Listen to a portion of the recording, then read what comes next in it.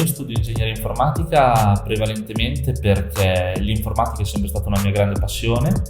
Il mestiere dell'informatico, dell'ingegnere informatico in Italia o comunque anche nel resto del mondo è uno dei mestieri, diciamo, più ricercati, ha un trend di crescita molto alto.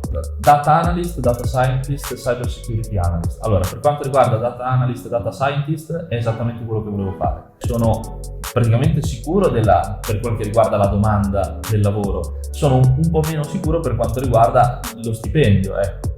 Ho, diciamo, un buon rapporto con il mio paese perché ci sono nato, cresciuto, tutti i miei amici, tutte le mie esperienze le ho vissute qui. A casa si può lavorare per qualunque parte del mondo, specialmente in ambito informatico, e quindi se ne ho la possibilità mi piacerebbe rimanere nei dintorni.